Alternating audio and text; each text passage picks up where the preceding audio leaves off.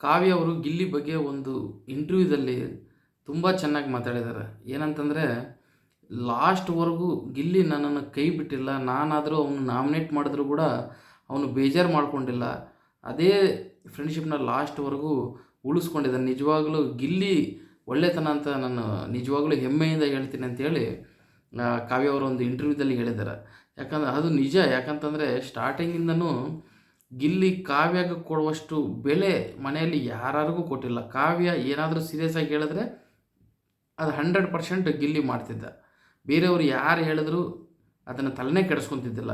Even ರಜತ್‌ನ nominate ಮಾಡಿದಾನ, ರಘುನ nominate ಮಾಡಿದಾನ, ರಕ್ಷಿತಾನ ಕೂಡ nominate ಮಾಡಿದಾನ Gilli. But ಮನೆಯಲ್ಲಿ ಯಾರನ್ನ ನಾಮಿನೇಟ್ ಮಾಡದೇ ಇರೋರು ಇದ್ದಾರಾ ಅಂತಂದರೆ ಅದು ಕಾವ್ಯ ಒಬ್ಬಳೇ. ಅದು ಏನು ಲವ್ವಾ ಫ್ರೆಂಡ್ಶಿಪ್ಪಾ ಅನ್ನೋದು ಗೊತ್ತೇ ಆಗ್ತಾಯಿಲ್ಲ. ಅವನು ಕೊಡೋ ಬೆಲೆ ಅಂಥದ್ದು. ಯಾಕಂತಂದರೆ ರಘುಗೆ ಗೆಳೆಯ ಅಂತಿದ್ದ, ರಘುನ ನಾಮಿನೇಟ್ ಮಾಡಿದ. ಯಾಕಂತಂದರೆ ರಘು ಅಷ್ಟು ಗಿಲ್ಲಿಗೆ ಕಿರಿಕಿರಿ ಮಾಡ್ತಿದ್ದ. ಮತ್ತು ಅಂದರೆ ಗಿಲ್ಲಿನ ಕೈ ಬಿಡ್ತಿದ್ದ ಭಾಳಷ್ಟು ವಿಷಯಗಳಲ್ಲಿ. ಗಿಲ್ಲಿನ ಕಳಪೆ ಕೊಡೋದು, ನಾಮಿನೇಟ್ ಮಾಡೋದು, ಗಿಲ್ಲಿ ಜೊತೆ ಇದ್ಕೊಂಡೆ ಗಿಲ್ಲಿ ಮೇಲೆ ಸಿಟ್ಟಾಗೋದು, ಒಂಥರ ಗಿಲ್ಲಿ ಬಗ್ಗೆ ಬೇರೆಯವ್ರ ಹತ್ರ ಆಟ ಆಡ್ಕೊಳ್ಳೋದು, ಇಂಥವೆಲ್ಲ ರಘು ಮಾಡ್ತಿದ್ದ. ಮತ್ತು ಇದು ರಕ್ಷಿತಾ ಒಂದು ಸಲ ಗಿಲ್ಲಿನ ನಾಮಿನೇಟ್ ಮಾಡಿದ್ಲು. ಸೊ ಗಿಲ್ಲಿನೂ ರಕ್ಷಿತಾನ ನಾಮಿನೇಟ್ ಮಾಡಿದ್ಲು. ಆದರೆ ಕಾವ್ಯ ಮಾಡಿದ್ರೂ ನಾಮಿನೇಷನು ಗಿಲ್ಲಿ ಮಾಡಿಲ್ಲ. ಯಾಕಂತಂದರೆ ಅದಕ್ಕೊಂದು ರೀಸನ್ ಇತ್ತೇನೋ ಅಂತ ಅಂದ್ಕೊಂಡಿದ್ದಾನ ಅಂತ ಬಹುಶಃ ಹೇಳ್ಬೋದು. ಯಾಕಂತಂದರೆ ಕಾವ್ಯನ ಪ್ರತಿ ಸಾರಿ ರೇಗಿಸಿದಾಗ ಅದಕ್ಕೆ ಬೇಜಾರಾಗಿ ಅವನಿಗೆ ಬುದ್ಧಿ ಕಲಿಸ್ಲಿಕ್ಕೆ, ಅಂದರೆ ಹಂಗೆ ರೇಗಿಸಬಾರದು ಅಂತ ಅವನಿಗೂ ಸೀರಿಯಸ್ ಆಗಿ ಹೇಳಲಿಕ್ಕೆ ನಾಮಿನೇಟ್ ಮಾಡಲ್ಲ ಅಂತ ಗಿಲ್ಲಿ ತಿಳ್ಕೊಂಡು ಕಾವ್ಯನ ನಾಮಿನೇಟ್ ಮಾಡಿಲ್ಲ. ಬದಲಾಗಿ ಅವಳನ್ನ ಒಂದು ಟಾಸ್ಕ್ನಲ್ಲಿ, ಸೀಕ್ರೆಟ್ ಟಾಸ್ಕ್ನಲ್ಲಿ ಅವಳನ್ನ ಅಳಿಸ್ಬೇಕಾಗತ್ತೆ. ಸೊ ಆ ಟಾಸ್ಕ್ನಲ್ಲಿ ಭಾಳ ಬೇಜಾರು ಮಾಡಿಕೊಂಡು ಗಿಲ್ಲಿ ಕಾವ್ಯನ ಅಳಿಸ್ತಾನೆ. ಸೊ ಅವತ್ತು ಊಟನೂ ಮಾಡಲ್ಲ. ಆ್ಯಕ್ಚುಲಿ ನೈಟ್ ಕಾವ್ಯ ಊಟ ಮಾಡಿಲ್ಲ ಅಂಥೇಳಿ. ಅಂದರೆ ಗಿಲ್ಲಿ ಅವಳನ್ನ ಟ್ರಿಗ್ಗರ್ ಮಾಡಿದಾನ, ಅಳಿಸಿದಾನ ಅಂಥೇಳಿ ಅವತ್ತು ಕಾವ್ಯ ಕೂಡ ತುಂಬ ಬೇಜಾರಾಗಿ ಊಟ ಮಾಡಿರಂಗಿಲ್ಲ. ಸೊ ಗಿಲ್ಲಿ ಕೂಡ ಅವಳು ಊಟ ಮಾಡಿಲ್ಲ ಅಂತೇಳಿ ಇವನು ಊಟ ಮಾಡೋದಿಲ್ಲ. ಸೊ ಈ ಥರ ಅವರಿಬ್ಬರ ಫ್ರೆಂಡ್ಶಿಪ್ ನಿಜವಾಗ್ಲೂ ಒಂದು ಒಳ್ಳೆ ಎಂಟರ್ಟೈನ್ಮೆಂಟ್ ಕೊಟ್ಟದಂತಲೇ ಹೇಳ್ಬೋದು. ಇವನು ಗಿಲ್ಲಿ ಏನಾದರೂ ಕಾಮಿಡಿ ಮಾಡಿದರೆ ಅವಾಗ ಕಾವ್ಯಗಿಂತ ಎಂಜಾಯ್ ಮಾಡೋರು ಯಾರಿದ್ದಿಲ್ಲ ಮನೆಯಲ್ಲಿ. ಮತ್ತು ಕಾವ್ಯ ಮೇಲೆ ಯಾರಾದರೂ ಟಾರ್ಗೆಟ್ ಮಾಡಿದಾಗ ಗಿಲ್ಲಿ ಅದ್ರಾಗ ಸ್ಟ್ಯಾಂಡ್ ತೊಗೊತಿದ್ದ, ಅವಳಿಗೆ ಸಪೋರ್ಟ್ ಮಾಡ್ತಿದ್ದ. ಪ್ರತಿ ಗೇಮ್ನಾಗೂ ಕಾವ್ಯ ಇದ್ದರೆ ಆ ಸೈಡ್ ಸಪೋರ್ಟು ಕಂಪಲ್ಸರಿ ಇರ್ತಾ ಇತ್ತು.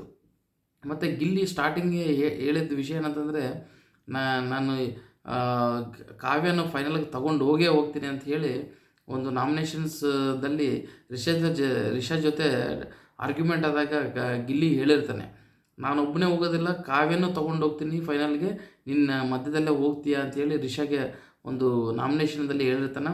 ಅದೇ ಥರ ಗಿಲ್ಲಿ ಫ್ಯಾನ್ಸ್ ಗಿಲ್ಲಿಗೆ 50 ಹಾಕಿದ್ರೆ ಕಾವ್ಯಗೆ 49 ಆಗೋದು.